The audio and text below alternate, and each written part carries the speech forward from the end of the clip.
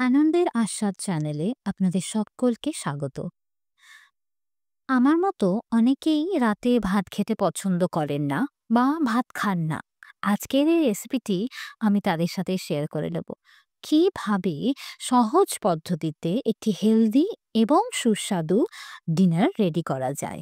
চলুন তাহলে আপনাদের মূল্যবান সময় নষ্ট না করে দেখিয়ে দিই এইটি বানাতে কি কি লাগছে। প্রথমেই আপনাদেরকে রেডি করতে হবে একটি ব্যাটার। এই ব্যাটারটা মা আগে থেকে রেডি করে রেখেছে, কারণ এই ব্যাটারটি মিনিমাম ০.৫ ঘন্টা ভিজিয়ে রাখতে হবে। না হলে এটা ফ্লাফি হবে না। তো আপনাদের সাথে আমি অবশ্যই শেয়ার করে নেব ব্যাটারটাতে মা কি ব্যবহার করেছে। প্রথমেই আছে ১ বাটির মতন সুজি এবং একটি ছোট্ট বাটি, হাফ বাটি আটা, স্বাদ মতো নুন, একটু হলুদ আর মাখার জন্য পরিষ্কার জল। আর এগুলো ভাজার জন্য লাগছে সাদা তেল।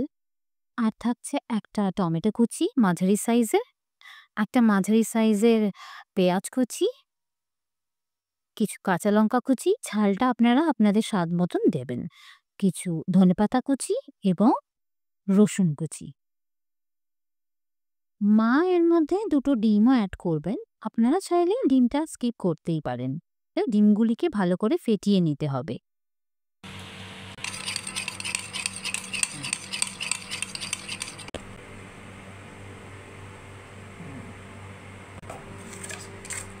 এরপর কেটে রাখা সবজিগুলো একে একে ব্যাটারটার মধ্যে দিয়ে দিতে হবে, আর তার সাথে যে ডিম দুটো মা ভালো করে ফ্যাটালেন সেটাও ব্যাটারের মধ্যে অ্যাপ্লাই করে দিতে হবে, মানে দিয়ে দিতে হবে।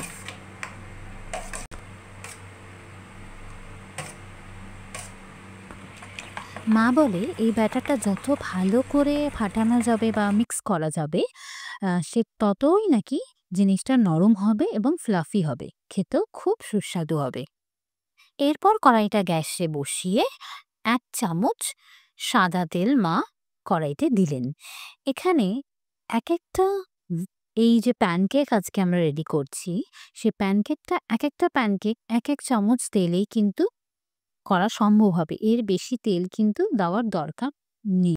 এরপরে ভিজিয়ে রাখা ব্যাটারটা একে একে ১ হাতা করে মা দিয়ে দেবে। প্রথমে ১ হাতা দিল কড়াইতে। এবার খুন্তি দিয়ে আস্তে করে দেখে নেবেন জিনিসটা উঠছে কিনা। তারপরে এক পিঠ হয়ে গেলে আস্তে করে পাল্টে দেবেন এবং ভালো করে সেঁকে নেবেন। এইভাবেই প্রত্যেকবার একই প্রসেসে এইভাবেই ১ হাতা করে ব্যাটার দেবেন।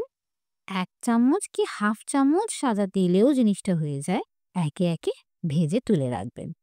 তাহলে এইভাবেই আমাদের ইজি ওয়েতে প্যানকেক রেডি হয়ে যাচ্ছে, যেটা খেলে স্বাদ ও স্বাস্থ্য দুটোই বজায় থাকবে।